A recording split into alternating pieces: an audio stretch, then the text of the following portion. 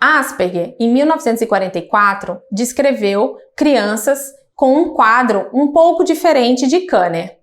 Inteligência e linguagem preservadas, elas não tinham muitas expressões faciais, elas falhavam um pouco em imitação, aprendiam bem quando as regras eram claras e o ensino era bem estruturado.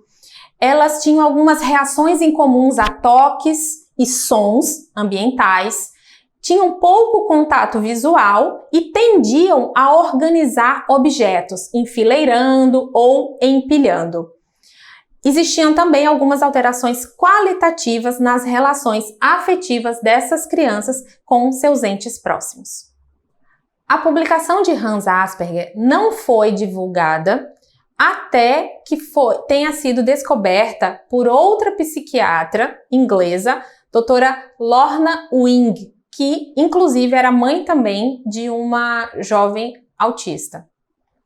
Bem, Hans Asperger não escreveu os seus achados em língua inglesa, escreveu em alemão. Então, provavelmente por isso, houve pouco acesso ao seu trabalho.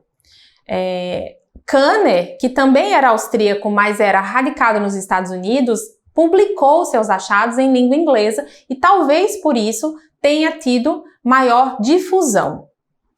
Porém, Kanner e Asperger foram contemporâneos aí em seus achados, apenas um ano de diferença entre as publicações dos dois.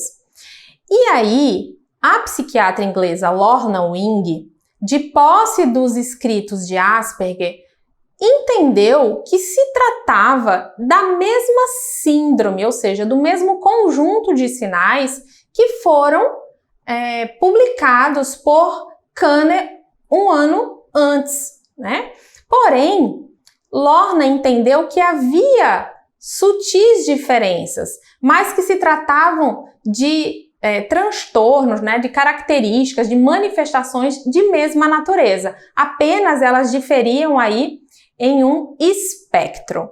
Foi Lorna Wing que nomeou o espectro do autismo, né? Por volta aí na década de 80, 90, ela fez essas observações de que havia similaridades entre as características que foram publicadas por Leo Kanner e por Hans Asperger. Por isso, ela comparou as duas teses e propôs que se tratasse o autismo como um espectro, né? E nós vamos ver na aula sobre diagnóstico um pouco mais sobre isso. Hoje, a compreensão que temos é exatamente essa. O autismo, ele tem um contínuo de manifestações, das mais leves às mais severas, podendo ter variações às mais diversas nos quadros das pessoas. Então, Lorna Wing tem também, ao lado de Leo Kanner e Hans Asperger, uma importância na história do autismo. Inclusive, foi ela que nomeou a Síndrome de Asperger, que hoje já não é mais uma nomenclatura aceita, desde 2013. Inclusive, acerca de Hans Asperger, recentemente foram publicados alguns artigos que relacionavam o médico Hans Asperger ao movimento nazista. E por esse motivo, a comunidade autista atual não quer mais ter o seu nome vinculado à figura deste médico, que muito provavelmente esteve participando aí de execuções de pessoas com deficiência e talvez outras pessoas, crianças inclusive, na época do nazismo.